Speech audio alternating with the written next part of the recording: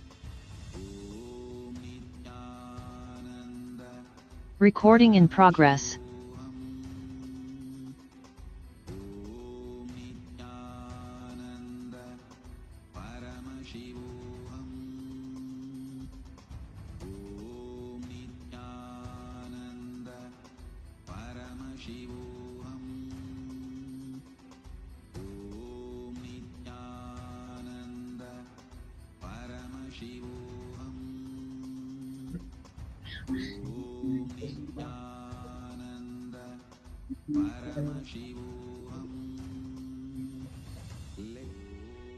Our biology became one with Paramashiva's biology. Let macrocosm we carry became one with microcosm. Let the microcosm we carry become one with macrocosm of Paramashiva. Let our organs in your whole awareness Paramashiva's organism. to your breathing. Let Paramashiva Please sit straight and close your eyes. our organism. All the participants in Kailasa Tiruvannamalai, they are getting ready for the alive darshan and satsang of Bhagavan. We are getting ready for the alive darshan and satsang, requesting all the participants to please sit facing the hologram screen. Tiruvannamalai அன்பர்கள் எல்லாருமே இப்ப நம்ம பகவானோட alive Darshan and சத்சங்கு ரெடியா போறோம். உங்க சேரை turn பண்ணி நீங்க ஸ்கிரீன் ஃபேஸ் பண்ற மாதிரி உட்கார்ந்துக்கோங்க.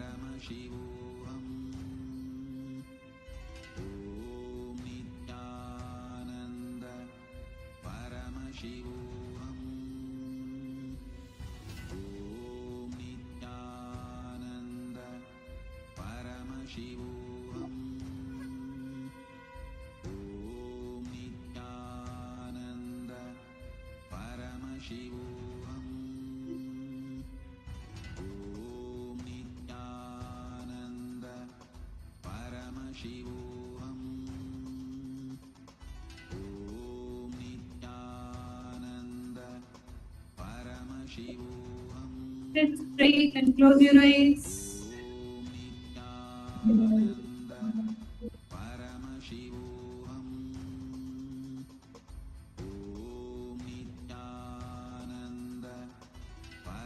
Bring your awareness to your breathing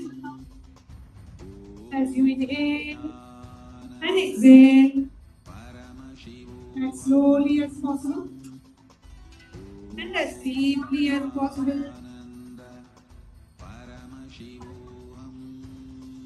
Create a deep, prayerful, receptive space in you to receive the alive darshan, and satsang of the main concept of Hinduism, Jagadguru Mahasannidhanam, Bhagavan Nityananda Paramashivoham.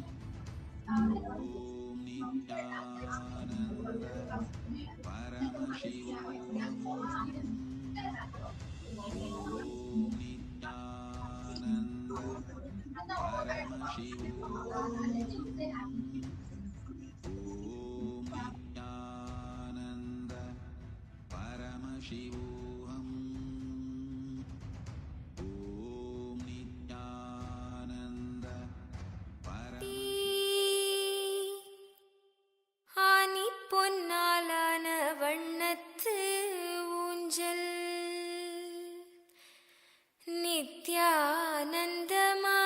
நித்யானந்தமாயாடிடையா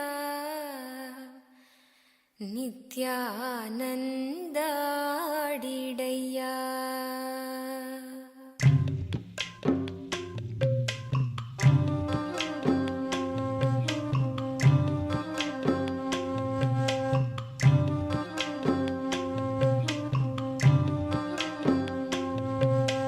செல்லச்சிமானுக்கு சிங்கார ஊஞ்சல், ஞான குறிஞ்சிக்கு ஞான பொன்னூஞ்சல், வெண்ணிலவுக்கு வெண்பட்டு ஊஞ்சல், கண்ணின் மணிக்கு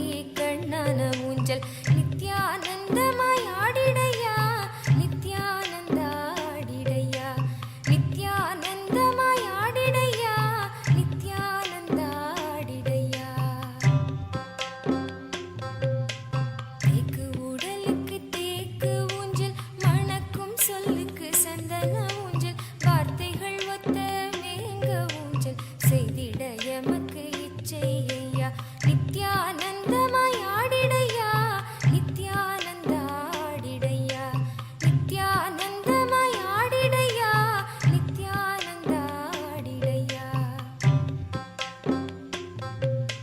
சாமந்தி சங்கிலி செய்து வைத்தோம் முல்லை மெத்தை தைத்து வைத்தோம் பாதம் பதிக்க செந்தாமரை பூ மெத்தென்று தாங்க வாசமகிழம் பூ நித்யானந்தமாய் ஆடிடையா நித்யானந்த ஆடிடையா நித்யானந்தமாய் ஆடிடையா நித்யானந்த ஆடிடையா வெளிச்சம் வீச வெண்ணிலவு அலங்கரிக்க தாரகையாம் வானத்து பேரொளி வீற்றிருக்க மன்னவர் கண்டு களித்திருக்க நித்யானந்தமாய் ஆடிடையா நித்யானந்த ஆடிடையா நித்யானந்தமாய் ஆடிடையா நித்யானந்த ஆடிடையா சிவந்த சந்திரன் நீ என்றோ சிரிக்கும் சூரியன் நீ என்றோ சித்தேக்கு ஊஞ்சல் மணக்கும் சொல்லுக்கு சந்தன ஊஞ்சல் வார்த்தைகள் ஒத்த மேங்க ஊஞ்சல் செய்திட எமக்கு இச்சை ஐயா நித்யானந்தமாய் ஆடிடையா நித்யானந்த ஆடிடையா நித்யானந்தமாய் ஆடிடையா நித்யானந்த ஆடிடையா சாமந்தி சங்கிலி செய்து வைத்தோம் முல்லை மெத்தை தைத்து வைத்தோம் பாதம் பதிக்க செந்தாமரை பூ மெத்தென்று தாங்க வாசமகிழம் பூ நித்யானந்தமாய் ஆடிடையா நித்யானந்த ஆடிடையா நித்யானந்தமாய் ஆடிடையா நித்யானந்த ஆடிடையா வெளிச்சம் வீச வெண்ணிலவு அலங்கரிக்க தாரகையாம் வானத்து பேரொளி வீற்றிருக்க மன்னவர் கண்டு களித்திருக்க நித்யானந்தமாய் ஆடிடையா நித்யானந்த ஆடிடையா நித்யானந்தமாய் ஆடிடையா நித்யானந்த ஆடிடையா சிவந்த சந்திரன் நீ என்றோ சிரிக்கும் சூரியன் நீ என்றோ சிங்காரச் செல்வா வேகமாயாடு தென்னை இளங்கீற்றாய் காற்றோடு ஆடு நித்யானந்தமாய் ஆடிடையா Nityananda ஆடிடையா நித்யானந்தமாய் ஆடிடையா Nityananda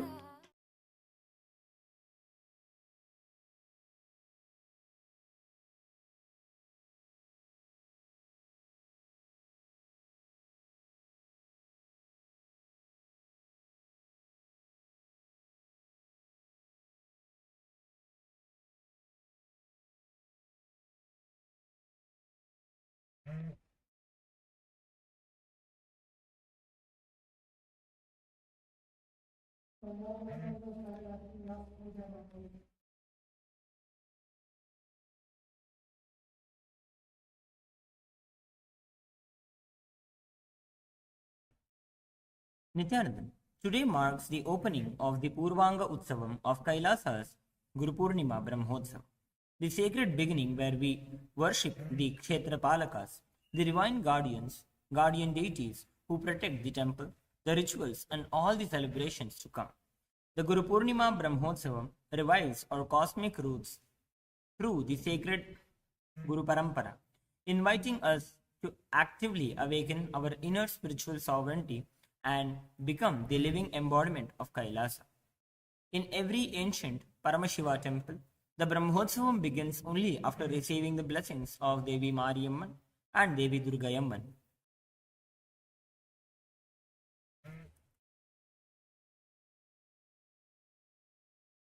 The embodiment of Shakti, who stands as the invincible shield of Dharma,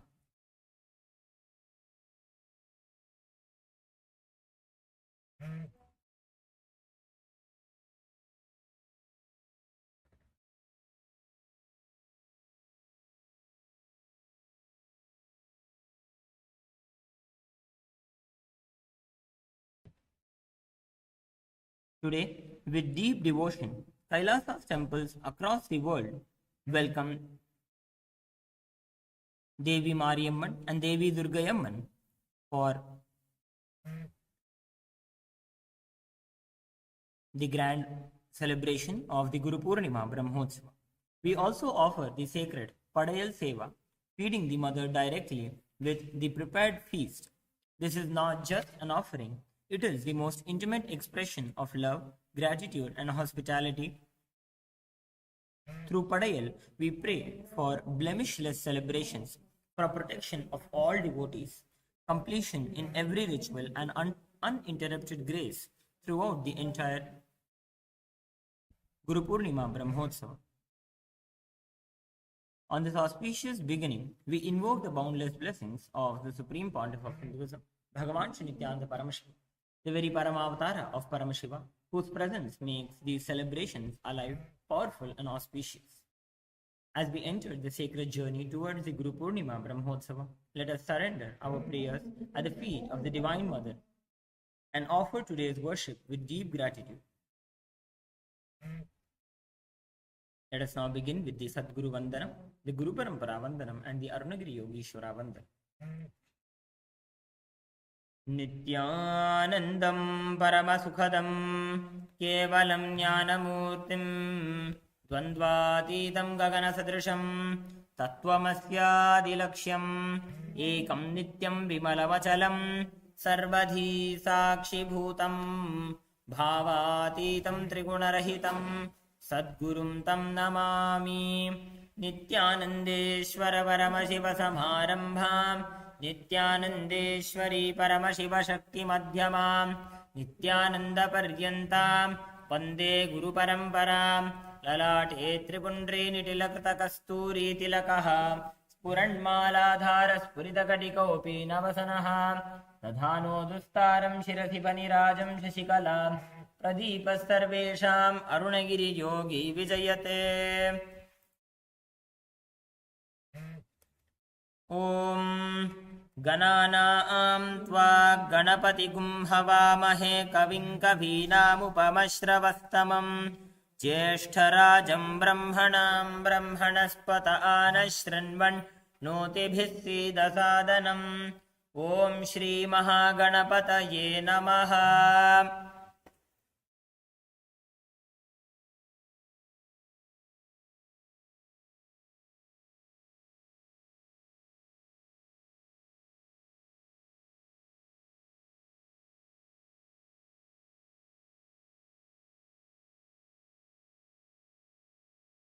Will now be offering the puja to Bhagavan Mahaganapati, the offering of the dhupa, deepa, and the naivedyam, the offering of the broken coconut as the naivedyam to Bhagavan Mahaganapati. Om Dashangam Guggudhopetam Sugandham Chasumanoharam Abhreya Sarvadevanam Dhupoyam Pratigrihyataam. Om Gam Ganapate Namaha Dhupamaghrabayami Ath Deepaha Om Sadyam Trivarti Sanyuktam Vanhina Yojidam Maya Grahana Mangalam Deepam Trailokya Timirapaham Om Gam Ganapate Namaha Deepam Sandarshayami.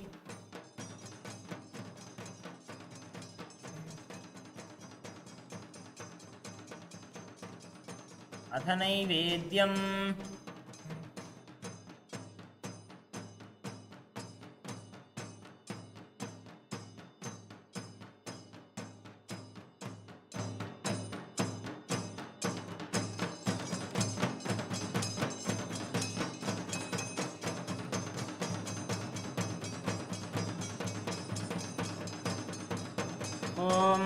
Amrite, Amritodbhave, Amritavarshini, Amritam Shravaya Shravaya Swaha. Om Gam Ganapate Namaha Nivedyam Nivedayami Narikela Khandatvayam Nivedayami. Will now enter into the ritual of the Padayal Seva, the offering of the prepared feast for Devi Mariamman and Devi Durgayamman. Om अयि गिरिनन्दिनि नन्दितमेदिनि विश्वविनोदिनि नन्दनुते गिरिवरविन्ध्यशिरोधिनि वासिनि विष्णुविलासिनि जिष्णुनुते भगवति हेशिति कण्ठकुटुम्बिनि भूरि कुटुम्बिनि भूरि कृते जय जय हे महिषासुरमर्दिनि रम्यकपर्दिनि शैलसुते सुरवरहर्षिणि दुर्धरदर्शिनि दुर्मुखमर्षिणि हर्षरते त्रिभुवनपोषिणि शङ्करतोषिणि किल्बिषमोषिणि घोषरते धनुजनिरोषिणि दितिसुत रोषिणि दुर्मदशोषिणि सिन्धुसुते जय जय हे महिषासुरमर्दिनि रम्यकपर्दिनि शैलसुते अयि जगदम्ब मदम्ब कदम्ब वन प्रियवासिनि हासरते शिखरि शिरोमणि तुङ्ग हिमालय शृङ्गनिजालय मध्यगते मधु मधुरे मधुकैटभगञ्जिनि कैटभभञ्जिनि रासरते जय जय हे महिषासुरमर्दिनि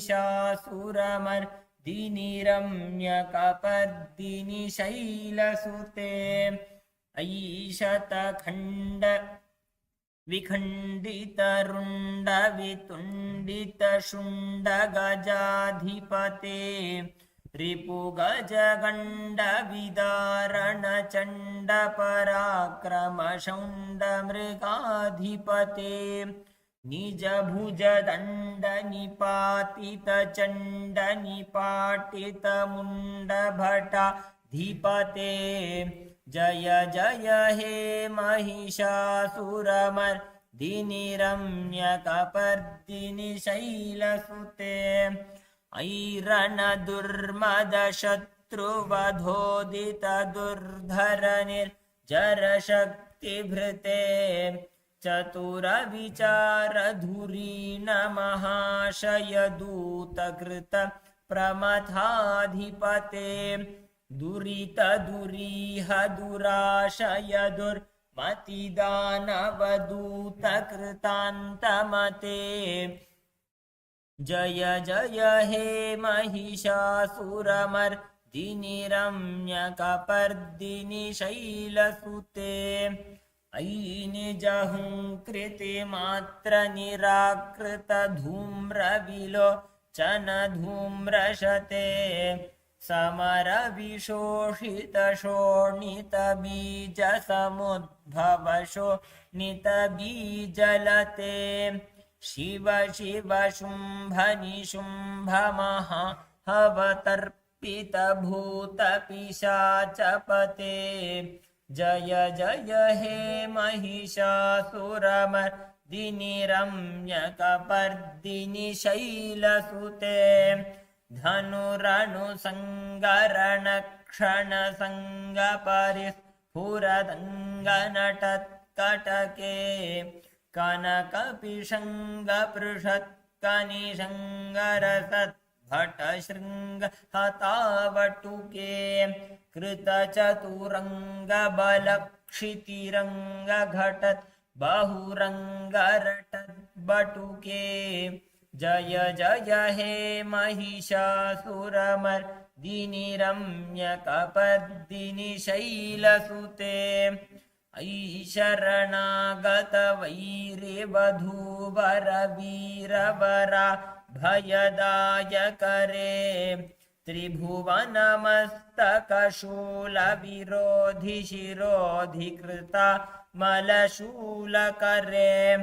दुमि दुमितामरदुन्दुभिनादमहो मुखरीकृतदिङ्मकरे जय जय हे महिषासुरमर्दिनि दिनिरम्यकपर्दिनि शैलसुते सुरललना तथेयि तथेयि तथा भिनयोदर नृत्यरते हासविलासहुलासमये प्रणतार्तजनेमित प्रेम भरे धिमि किट धिक् किट धिक्कट धिमि ध्वनि घोर मृदंग निनादरते जय जय हे महिषासुरमर्दिनि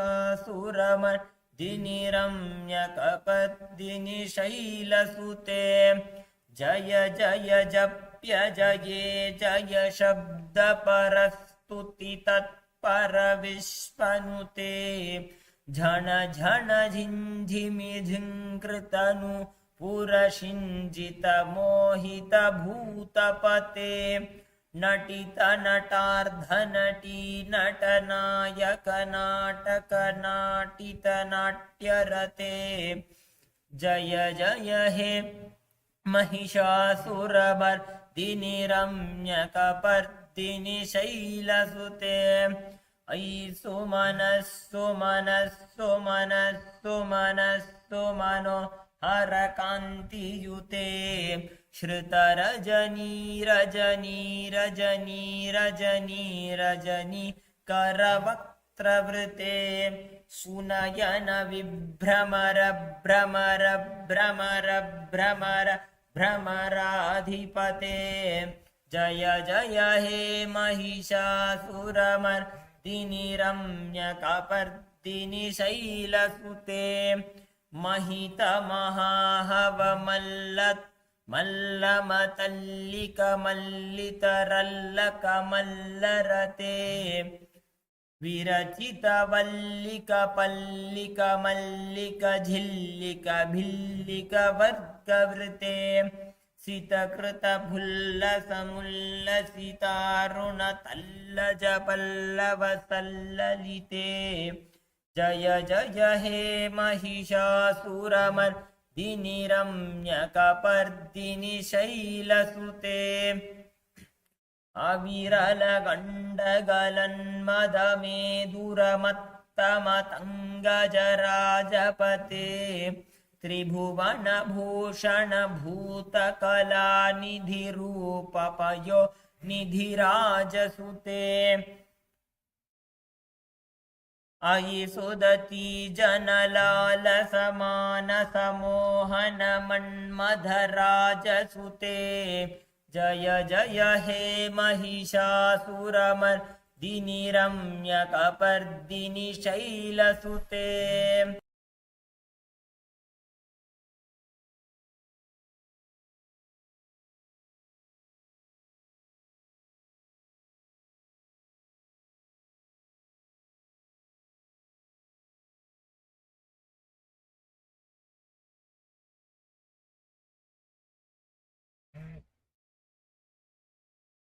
ॐ नेत्राणां दशभिष्यतेः परिवृताम् अत्युग्रचर्माम्बरां हेमाभां महतीं विलम्बितशिखां मामुक्तकेशान्वितां घण्टामण्डितपादपद्मयुगलां नागेन्द्रकुम्भस्तनीम् इन्द्राक्षीं परिचिन्तयामि मनसा कल्पोक्तसिद्धिप्रदाम् कालाभ्राभां कटाक्षैररिकुलभयदां मौलिबध्येन्दुरेखां शङ्खं चक्रं कृपानं त्रिशिखमपि करैरुद्वहन्तीं त्रिनेत्रां सिंहस्कन्धाधिरूढां त्रिभुवनमखिलं तेजसा पूरयन्तीं ध्यायेद्दुर्गां जयाख्यां त्रिदशपरिवृतां सेवितां सिद्धिकामैः सहस्रदलपङ्कजे सकलशीतरश्मिप्रभं वराभयकराम्बुजं विमलगन्धपुष्पाम्बरं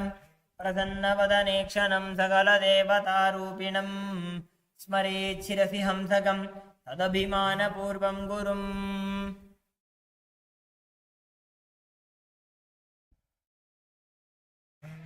अथ धूपः ॐ दशाङ्गं गुग्गुळोपेतं सुगन्धं च सुमनोहरम् आघ्रेय सर्वदेवानां धूपोऽयं प्रतिगृह्यताम् ॐ ह्रीं श्रीमिन्द्राक्षीं श्रीं पें स्वाहा श्रीन्द्राक्षिदेव्यै नमः श्रीदुर्गाम्बिकायै नमः श्रीसर्वदेवदेवीस्वरूपाय भगवते श्रीनित्यानन्दपरमशिवाय नमः धूपम् आघ्रापयामि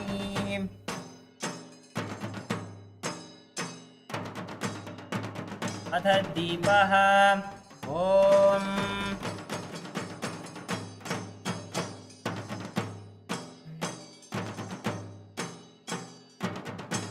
साज्यं त्रिवर्ति संयुक्तं वह्निना योजितं मया ग्रहाणमङ्गलं दीपं त्रैलोक्यतिमिरापहम् दीपं सन्दर्शयामि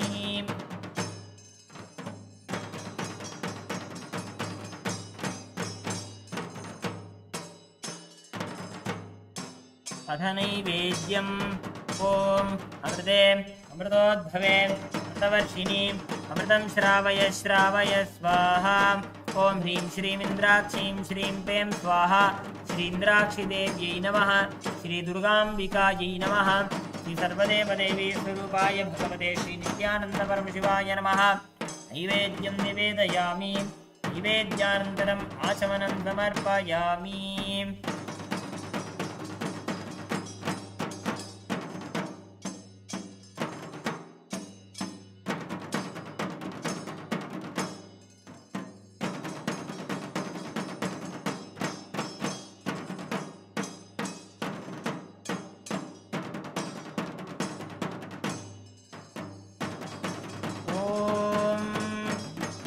ग्रहण्येष्यायजते इमां जनतागुं सङ्गृह्णानीति द्वादशारत्नीरशना भवति द्वादशमासा संवत्सरः संवत्सरमेवावरुन्धे मौञ्जी भवति ऊर्ध्वैमुञ्जाः ऊर्ध्वमेवावरुन्धे चित्रानक्षत्रं भवति चित्रं वा एतत् कर्म अलङ्कारदीपं सन्दर्शयामि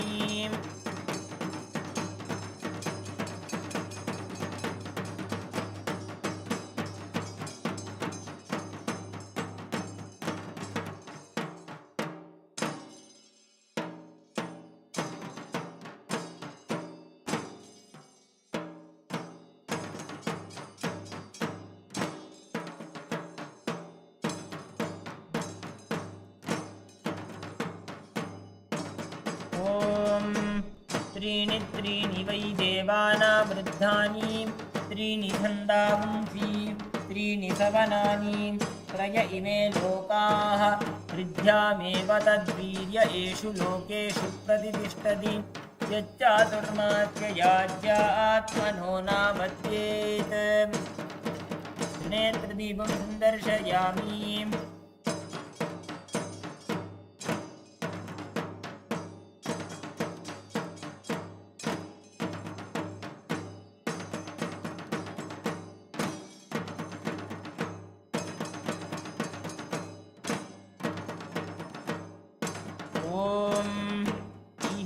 सर्वविद्यानाम् ईश्वरः सर्वभूतानां ब्रह्माधिपतिर्ब्रह्मणोऽधिपतिर्ब्रह्मा शिवो मे अस्तु सदा शिवो तत्पुरुषाय विद्महे महादेवाय धीमहि तन्नो रुद्रः प्रचोदयात् ॐ अघोरेभ्योऽथ घोरेभ्यो घोरघोरतरेभ्यः सर्वेभ्यः सर्वशर्वेभ्यो नमस्ते अस्तु रुद्ररूपेभ्य वामदेवाय नमो ज्येष्ठाय नमः श्रेष्ठाय नमो रुद्राय नमः कालाय नमः कलविकरणाय नमो बलविकरणाय नमो बलाय नमो बलप्रमदनाय नमः सर्वभूतदमनाय नमो मनोन्मनाय नमः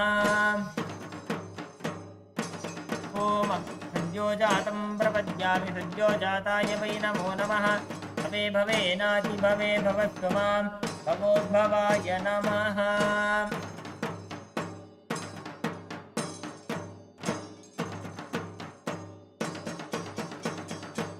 ॐ हिरण्यपात्रं मधोः पूर्णं ददाति अधव्योऽसानीति एकधा ब्रह्मण उपहरति एकधैव यजमान आयुस्तेजो दधाति कुम्भदीपं सन्दर्शयामि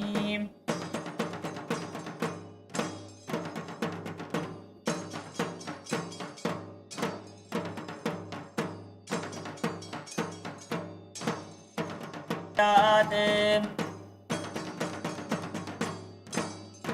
सर्वमङ्गलमाङ्गल्ये शिवे सर्वार्थसाधिके शरण्ये त्र्यम्बके गौरी नारायणि नमोऽस्तुते कर्पूरनीराजनं सन्दर्शयामि रक्षान् धारयामि सहस्रामक्षत्रभृद्बुद्धवृष्णियं कृष्णबौद्धश्चमिदमुग्रवीरम् इन्द्रसोमेन पञ्चदशेन मध्यमिदं वातेन सगरेण रक्षान् धारयामि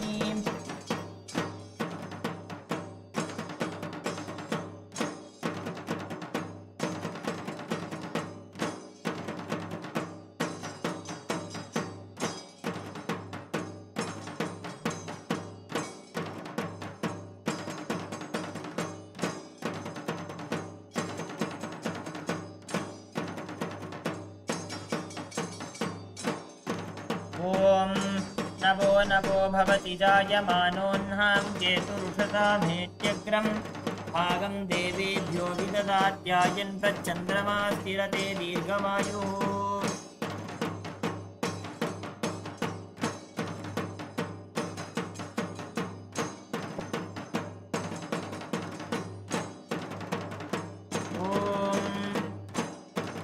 मूर्धानं दिवो अरतिं पृथिव्या वै ईश्वानरमृताय जातमग्निं कविगुं सम्भ्राजमतिथिं जनानामासन्नापात्रं जनयन्त देवाः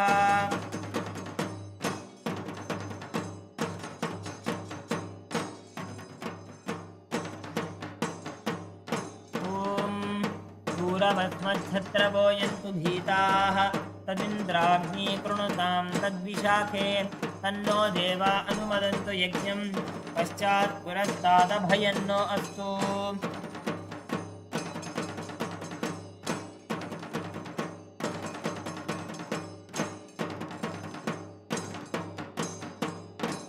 ॐ वायुस्ताग्मग्रे प्रममोक्तु देवः प्रजापतिः प्रजया संविधानः तमुञ्चमाना भुवनस्य रेतो गातुं धत्त यजमानाय देवाः उपाकृतगुं शशमानं यतस्थाज्जीवं देवानामप्येतु वासः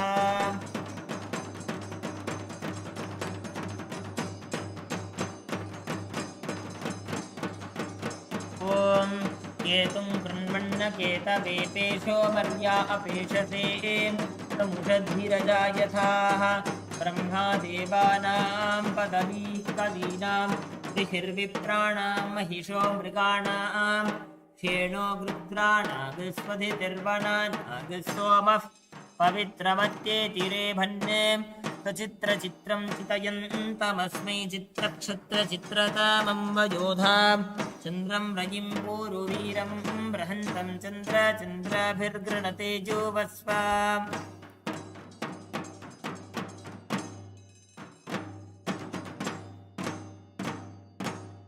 ॐ राजाधिराजाय प्रसह्य साहिने नमो वयं वै श्रवणाय कुर्महे तमे कामान् कामकामाय मह्यं कामेश्वरो वै श्रवणो ददातु कुबेराय वै श्रवणाय महाराजाय नमः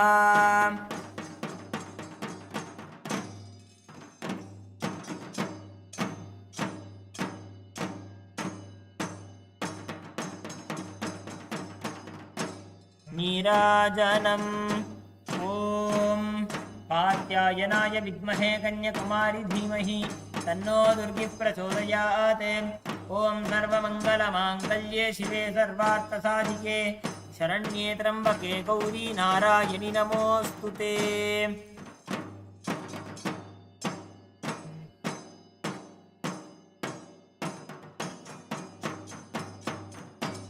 कर्पूरनीराजनं सन्दर्शयामि रक्षान् धारयामि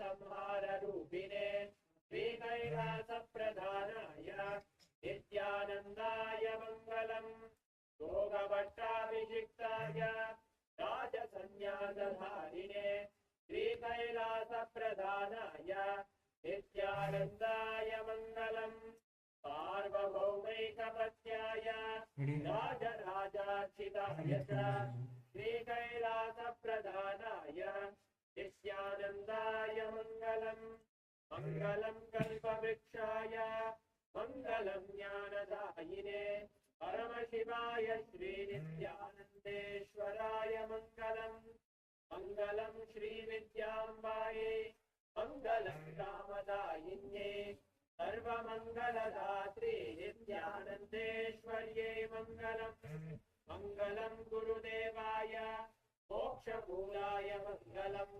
परमावताराय नित्यानन्दाय गुरवे मङ्गलम् हरि ओम् तत्सत् सर्वं भगवद्श्रीनित्यानन्द परमशिवपादुकार्पणमस्तु ॐ नित्यानन्दम्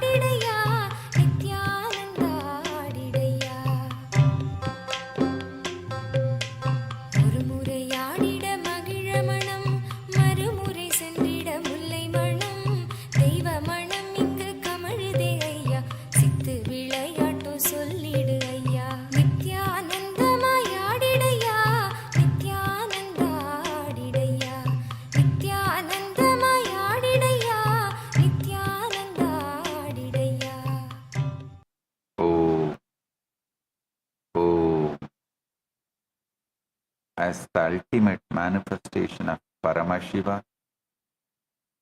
Lingodbhava Murti, I bless you all with Paramadvaita.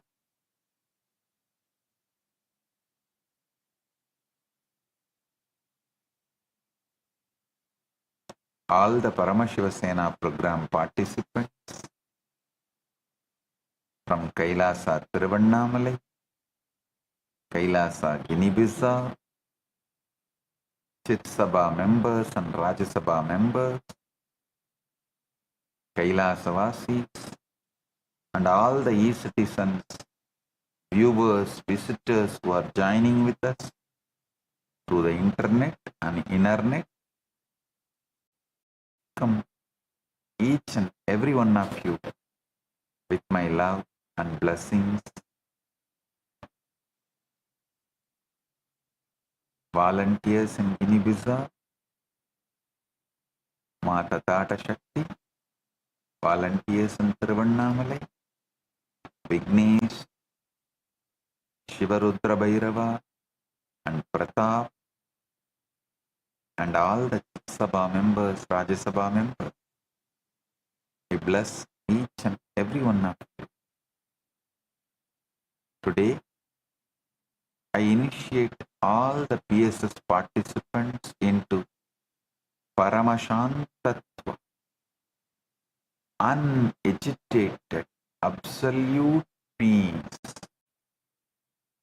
non-violence centered energy, that Paramashiva manifesting in me,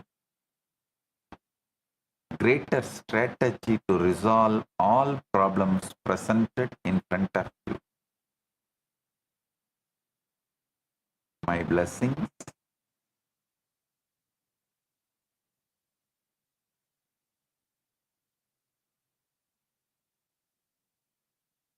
Paramashiva's direct message from Mahakaila. Listen. 1 plus 1 is not 2. 1 plus 1 equal to 2 is the lie your mind tells, so that it can forget the infinite.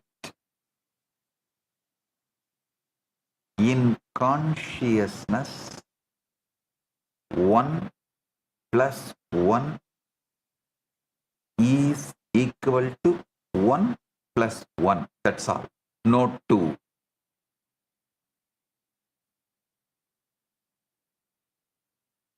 In consciousness, 1 plus 1 is equal to 1 plus 1. That's all.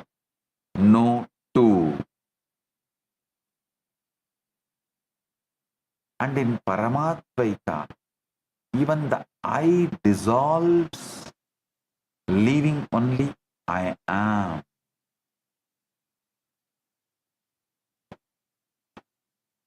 You see, 1 plus 1 equal to 2 is not a truth of consciousness.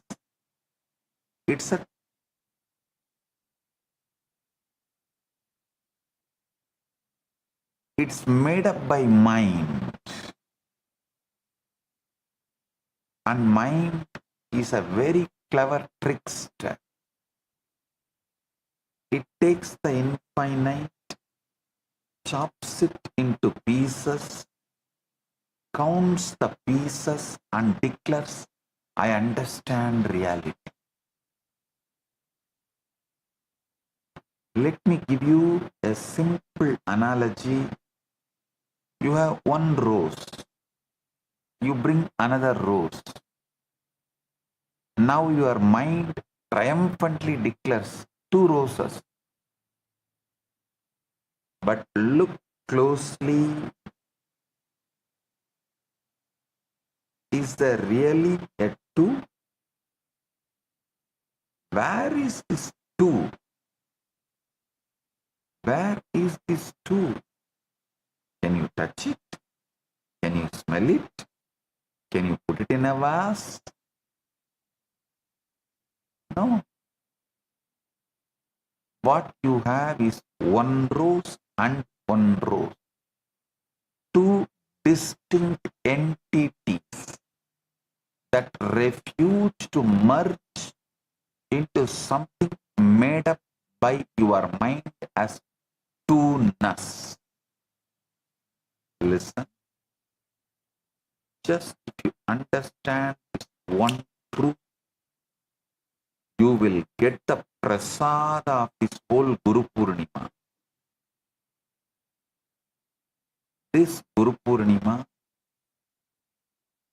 I am focusing on quantum enlightenment, making you understand simultaneously, spontaneously, synergetically, Paramashiva is in Mahakailasa and manifesting as this being and manifesting as you. He is breathing in you. Just allow him to spread in your whole nervous system. Just say, whoever is breathing inside me, whoever is managing all the fundamental activities like blood flow, heartbeat, breathing, let him pervade and take over this whole nervous system. Just leave it to him. Let him pervade and take over this whole nervous system you are carrying. You will see right now Paramashiva is quantum manifesting in Mahakailasa and as this being and as you. This Guru Purnima Prasada, this experience is this Guru Purnima Prasada you can receive right now if you understand that two exist only in your mind. It's a ghost, a phantom, a convenient fiction that your mind created because it cannot handle the terror of the infinite.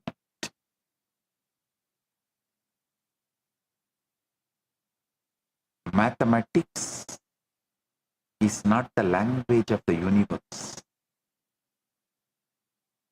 It's a language of the mind's desperate attempt to domesticate the universe.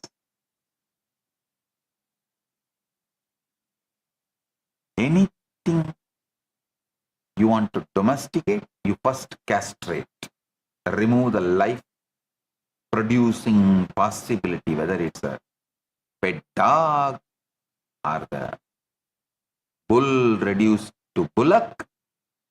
Anything you domesticate, you castrate.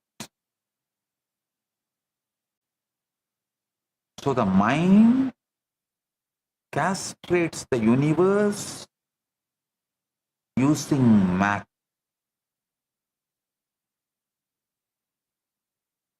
Using mathematics. Rose does not know there are two roses. Garden does not know there are two roses. Only you, with your memory, insist that there are two.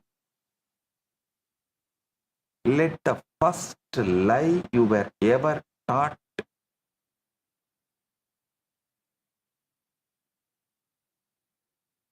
was by the school teacher with a piece of chalk who taught you 1 plus 1 equal to 2 should disappear.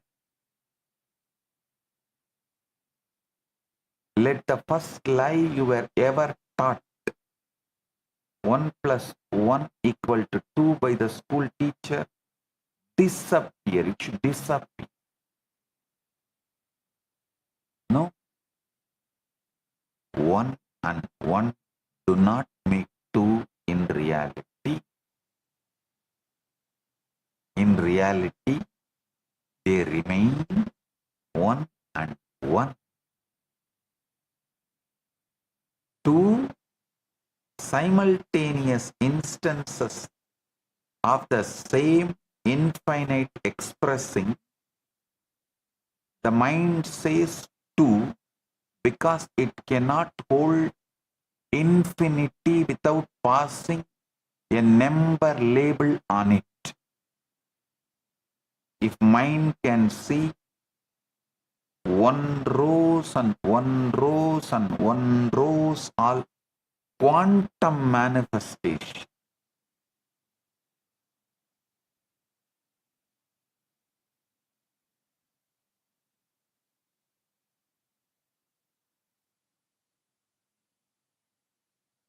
the mind says two because it cannot hold infinity without pasting a number label on it.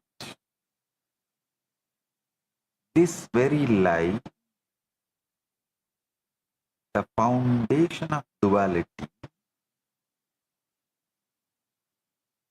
all separate, all war, all divorce, all revenge starts happening. This very lie is the foundation of this. They eat together, sleep together, one and one comes two. Two screaming liars, two bank accounts, two families of resentment. The liars never separated the couple. The first lie of mathematics did. I am going to take apart this lie not with a calculator, but with a chisel of consciousness.